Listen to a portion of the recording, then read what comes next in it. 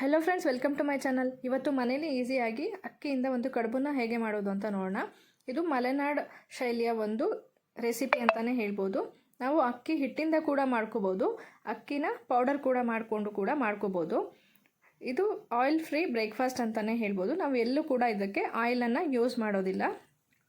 ಅದಕ್ಕೆ ಬೇಕಾಗಿರುವಂಥ ಇಂಗ್ರೀಡಿಯೆಂಟ್ಸ್: ಅಕ್ಕಿ ನಾವು ಒಂದು ಬೌಲಲ್ಲಿ 1.5 ಕಪ್ಪಷ್ಟು ದೋಸೆ ಅಕ್ಕಿನ ತೊಗೊಂಡಿದ್ದೀನಿ. ಇಲ್ಲಿ ನಾನು 1.5 ಕಪ್ಪಷ್ಟು ದೋಸೆ ಅಕ್ಕಿನ ಹಾಕ್ಕೊಂಡು 2 ರಿಂದ 3 ಸರಿ ಚೆನ್ನಾಗಿ ವಾಶ್ ಮಾಡ್ಕೋಬೇಕು. ಅಕ್ಕಿನ ಈ ರೀತಿ ವಾಶ್ ಮಾಡ್ಕೊಂಡಾದ್ಮೇಲೆ ಅದೆಲ್ಲ ನೀರೆಲ್ಲ ಡ್ರೈನ್ ಮಾಡ್ಕೋಬೇಕು ಚೆನ್ನಾಗಿ. ಈ ರೀತಿ ನೋಡಿ, ವಾಶ್ ಮಾಡ್ಕೊಂಡಾದ್ಮೇಲೆ ಈ ರೀತಿ ವಾಟರ್ನ ಡ್ರೈನ್ ಆಗೋಕ್ಕೆ ಇಡಬೇಕು. ಒಂದು 10 ನಿಮಿಷ ಹಾಗೆ ಬಿಡಿ ಡ್ರೈನ್ ಆಗೋದಕ್ಕೆ.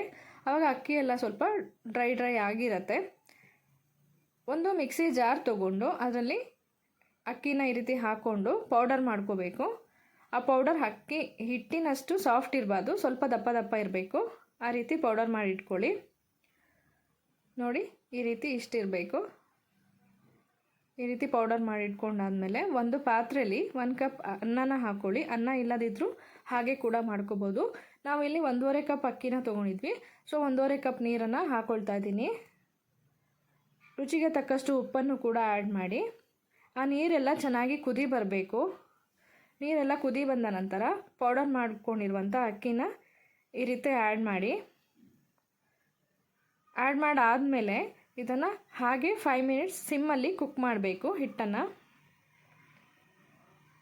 5 ಮಿನಿಟ್ಸ್ ಕುಕ್ ಆದಮೇಲೆ ಲಿಡ್ಡನ್ನು ಓಪನ್ ಮಾಡಿ ಈ ರೀತಿ ಚೆನ್ನಾಗಿ ಮಿಕ್ಸ್ ಮಾಡಿ ಮತ್ತೆ ಲಿಡ್ ಕ್ಲೋಸ್ ಮಾಡಿ 1 ಮಿನಿಟ್ ಹಾಗೆ ಬಿಡಿ. ಈ ರೀತಿ ಚೆನ್ನಾಗಿ ಮಿಕ್ಸ್ ಮಾಡಿ ಲಿಡ್ನ ಕ್ಲೋಸ್ ಮಾಡಬೇಕು. ನೆಕ್ಸ್ಟ್ ಅದನ್ನು ಒಂದು ಪ್ಲೇಟಿಗೆ ಟ್ರಾನ್ಸ್ಫರ್ ಮಾಡ್ಕೊಳ್ಳಿ.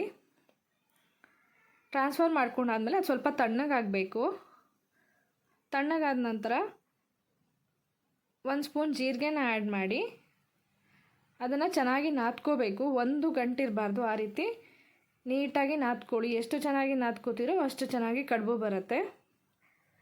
ಈ ರೀತಿ ಸ್ವಲ್ಪ ನಾದ್ಕೊಂಡಾದಮೇಲೆ ನೀರನ್ನು ಆ್ಯಡ್ ಮಾಡ್ಕೋಬೇಕು. ನೀರನ್ನು ಆ್ಯಡ್ ಮಾಡಿಕೊಂಡು ಸಾಫ್ಟ್ ಮಾಡ್ಕೋಬೇಕು. ಇಲ್ಲದಿದ್ದರೆ ಕಡುಬು ಶೇಪ್ ಮಾಡೋದಕ್ಕೆ ಬರೋದಿಲ್ಲ. ಈ ರೀತಿ ಸಾಫ್ಟಾಗಿ ಡೋನ ರೆಡಿ ಮಾಡ್ಕೊಳ್ಳಿ. ನಿಮಗೆ ಯಾವ ಸೈಜಲ್ಲಿ ಬೇಕೋ ಆ ಸೈಜಲ್ಲಿ ಉಂಡೆಗಳನ್ನು ರೆಡಿ ಮಾಡಿ ಇಟ್ಕೊಳ್ಳಿ. ನೆಕ್ಸ್ಟ್ ಒಂದು ಬೌಲಲ್ಲಿ ನೀರನ್ನ ಇಟ್ಕೊಂಡು ಈ ರೀತಿ ಕಡುಬನ್ನ ನೀರನ್ನು ಹಚ್ಕೊಂಡು ರೆಡಿ ಮಾಡ್ಕೋಬೇಕು ಒಂದೊಂದಾಗಿ.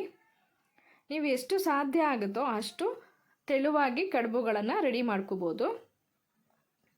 ನೋಡಿ, ಈ ರೀತಿ ಶೇಪು ಬರಬೇಕು. ಆ ರೀತಿ ಕಡುಬನ್ನ ರೆಡಿ ಮಾಡಿ ಇಟ್ಕೊಳ್ಳಿ ಎಲ್ಲವನ್ನು. ಈ ರೀತಿ ರೆಡಿ ಮಾಡಿ ಇಟ್ಕೊಂಡಾದ್ಮೇಲೆ ಇದನ್ನು ಸ್ಟೀಮ್ ಮಾಡಬೇಕು. ನಾನಿಲ್ಲಿ ಇಡ್ಲಿ ಪಾತ್ರೆ ತೊಗೊಂಡಿನಿ. ಇಡ್ಲಿ ಪಾತ್ರೆಯಲ್ಲಿ 1/4 ಭಾಗ ನೀರು ಹಾಕ್ಕೊಂಡಿನಿ. ಇದು 3 ಪ್ಲೇಟ್ ಇರುತ್ತೆ. ನಾನು ಇದರಲ್ಲಿ ಮಿಡಲ್ ಪ್ಲೇಟ್ನ ಚೂಸ್ ಮಾಡ್ಕೊಂಡಿದ್ದೀನಿ. ಅದ್ರ ಮೇಲೆ ನಾವು ಕಡುಬುಗಳನ್ನು ಈ ರೀತಿ ಅರೇಂಜ್ ಮಾಡಿ 15 ಮಿನಿಟ್ಸ್ ಸ್ಟೀಮ್ ಮಾಡಬೇಕು ಚೆನ್ನಾಗಿ. ಹೈ ಫ್ಲೇಮಲ್ಲಿನೇ ನಾವು 15 ಮಿನಿಟ್ಸ್ ಸ್ಟೀಮ್ ಮಾಡಬೇಕು.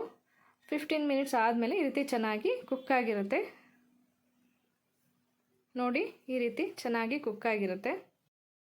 ಇದಕ್ಕೆ ಸೈಡ್ ಡಿಶ್ ಆಗಿ ಚಟ್ನಿ ಮತ್ತು ಆಲೂಗಡ್ಡೆ ಬಜ್ಜಿ ಕೂಡ ತುಂಬ ಚೆನ್ನಾಗಿರುತ್ತೆ. ಆಲೂಗಡ್ಡೆ ಬಜ್ಜಿ ಹೇಗೆ ಮಾಡೋದು ಅಂತ ನಾನು ಮೊದಲೇ ವಿಡಿಯೋ ಮಾಡಿ ಹಾಕಿದ್ದೀನಿ, ನೋಡಿ. ಅದ್ರ ಜೊತೆ ಸರ್ವ್ ಮಾಡಿ ತುಂಬಾ ಟೇಸ್ಟಿಯಾಗಿರುತ್ತೆ ಫ್ರೆಂಡ್ಸ್. ಮನೇಲಿ ಒಂದ್ಸರಿ ಟ್ರೈ ಮಾಡಿ ಹೇಗೆ ಬಂತು ಅಂತ ಕಮೆಂಟ್ ಬಾಕ್ಸಲ್ಲಿ ಕಮೆಂಟ್ ಮಾಡಿ ತಿಳಿಸಿ friends. Thank you for watching.